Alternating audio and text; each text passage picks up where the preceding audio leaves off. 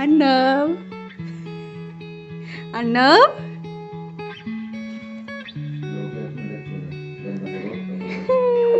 রাগ করে আছে আমার ওলে লাগ করে চুপ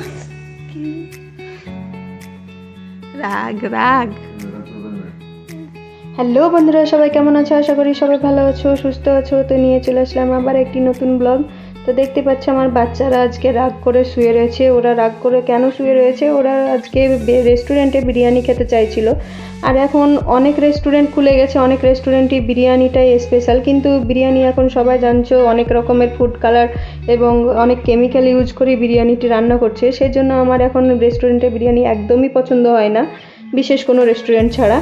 তাই আমি ভাবলাম বাড়িতে একটু বিরিয়ানি রান্না করে ফেলি এবং ঝটপট 15 মিনিটের মধ্যে আমি বিরিয়ানিটা রান্না করব। ঘরের জাস্ট তোমার মাংস থাকলেই হলো, মাটন কিংবা বিফ কিংবা তোমার চিকেন যেটাই থাকবে সেটা দিয়ে তোমরা করে নিতে পারবে।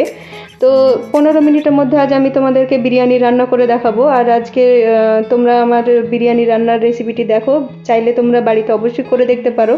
আর ভালো লাগলে অবশ্যই লাইক কমেন্ট শেয়ার করবে। তো আমি সর্বপ্রথম আমার বাসমতি চালটি নিয়ে নিলাম, আমি আমার পরিমাণ মতো নিলাম। তোমরা অবশ্যই তোমাদের পরিবারের সংখ্যা অনুযায়ী যেরকম প্রয়োজন যতটা পরিমাপ ততটাই করবে। তো আমি আমার পরিমাণ মতো চাল নিয়ে নিয়েছি এবং সেই চালগুলো আমি ভালো করে ধুয়ে নেব। আর ধুয়ে নেওয়ার জন্য আমি একটু বেশি করেই জল নেব, কারণ বেশি করে জল দিয়ে ধুলে একবারই ধুবো, কারণ বারবার ধুবো না। সেই কারণে আমি বেশি করে জল দিয়ে চালটি ধুয়ে নেব।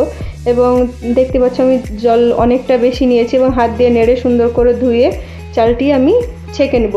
এবং চাল ছাকার পরে আবার আমি একটু জল দেব। জলটি কিসের জন্য দেব আবার, কারণ আমি চালটিকে 10 মিনিটের জন্য আমি রেখে দেবো। আর 10 মিনিট ভিজতে ভিজতে আমি আদার্স কাজ রেডি করে নেব। তো তোমরা অবশ্যই এভাবে ট্রাই করে দেখবে। তো আমি আমার ওভেনে আমার প্রেসার কুকার চাপিয়ে দিয়েছি, তাতে আমার 2 টেবিল চামচ ঘি দিয়ে দেবো। আর এটি হলো রামকৃষ্ণ ঘিটি অবশ্য আমার খেতে খুব ভালো লাগছে। আমি গাওয়া ঘি খেতাম, কিন্তু এখন এই ঘিটি খাচ্ছি।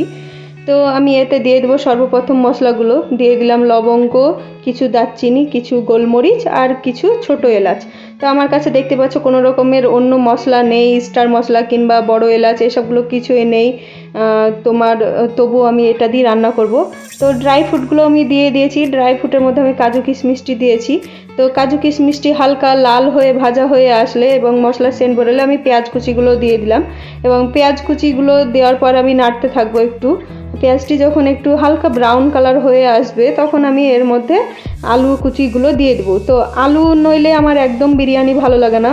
এখন এতটাই অভ্যাস হয়ে গেছে দম বিরিয়ানি খেয়ে খেয়ে যে আলু নইলে মনে হয় আমি বিরিয়ানি খাচ্ছি না। সেই কারণে আমি আলু কুচি করে দিয়ে দিলাম। আর আমার মাংস যেহেতু রান্না ছিল সেই কারণে আমি আলুটা আগে কষে নিলাম একটু পেঁয়াজের সঙ্গে। তো আমি চালটি 10 মিনিট হয়ে গেছে এবং চালটি ছেঁকে নিয়ে আমি চালটিও দিয়ে দিলাম প্রেসার কুকারে। তো দেখতেই পাচ্ছ একটু হালকা জল রয়েছে। তো জলটি আমি একটু নেড়ে নেড়ে কষে নিব। কষে নেওয়ার পরে এতে আমি দেব সামান্য পরিমাণ লবণ। তো লবণটি আমার স্বাদ মতো দেবো, কারণ মাংস দিলে তো মাংস একটু লবণ আছে, সেই কারণে স্বাদ মতোই লবণ দেবো, নইলে লবণ বেশি হয়ে গেলে স্বাদ থাকবে না। আর তারপরে দিয়ে দিলাম আমার গুঁড়ো যে মশলা ছিল বিরিয়ানির, সেই গুঁড়ো মশলাটা দিয়ে দিলাম। আর একটু দিলাম গোলমরিচ, কারণ বিরিয়ানিটা আমার ঝালঝালি ভালো লাগে, মিষ্টি একদমই ভালো লাগে। আর তোমাদেরকে অবশ্যই বলবো যে গ্লাসে কিংবা কোটোতে তোমরা চাল পরিমাপ করেছিলে সেই কোটোর মাপটি অবশ্যই মনে রাখবে চালের, কারণ সেই যতটা পরিমাণে আমি চাল নিয়েছিলাম ঠিক ততটা পরিমাণে আমি জল দেব, তাহলে আমার বিরিয়ানিটি পারফেক্ট হবে।